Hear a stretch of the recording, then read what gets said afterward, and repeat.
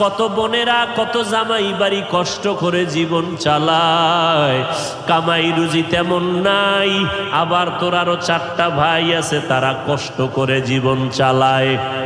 এর মধ্যখান দিয়া আমি তোর মতো বান্দাটারে চাকরির ব্যবস্থা করে দিলাম, মেধা বাড়াইয়া তোরে বুদ্ধিজীবীর চেয়ারে বসায় দিলাম।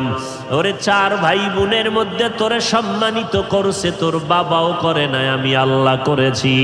আমি আল্লাহ পাক এত কিছু দিলাম, বিনিময়ে তোর থেকে আমি কিছুই চাই নাই। সরকার বিদ্যুৎ দিয়া মাসে মাসে বিল নেয়, আবার যদি দেরি করো জরিমানা নেয়। সরকার রাস্তা বানাইয়া ট্যাক্স আদায় করে নেয়, ব্রিজ বানাইয়া ব্রিজের টোল আদায় করে নেয়। সরকার পানি দিয়া পানির বিল নিয়ে নেয়। আল্লাহ কয় আমি কেমন সরকার জানুনি? আমি আল্লাহ সব আমার বান্দা বান্দির জন্য বানায় দিলাম। আমার সূর্যের আলোটা ফ্রি ভাবে ব্যবহার কর, মরণ পর্যন্ত একটা টাকা বিল দেওয়া লাগবে না রে বাবা।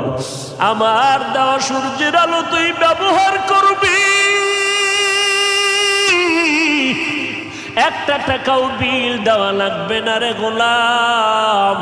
সরকার তোর থেকে পানির বিল নেয়, আমি আল্লাহ গোটা দুনিয়ার 3 ভাগ পানি তোরে ফ্রি দিয়ে দিলাম, একটা টাকাও পানির বিল দেওয়া লাগবে না। দোকান থেকে একটা বোতলে পানি নাও 15 টাকা দিতে হয় আধা লিটার বোতলের পানি।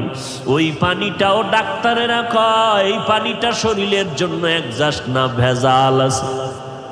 আল্লাহ কয় আমার পানি কত দয়ার পানি।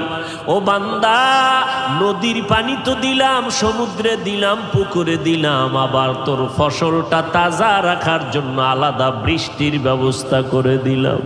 আমি যদি বৃষ্টি 1 বছরের জন্য বন্ধ করে দেই, দুনিয়ার কারো পাওয়ার নাই নতুন করে বৃষ্টি দেওয়ার মতো। আমি আল্লাহরে তুই এখনো চিনলি না, আমি কেমন দয়ার মালিক। একটা কুকুর মালিকের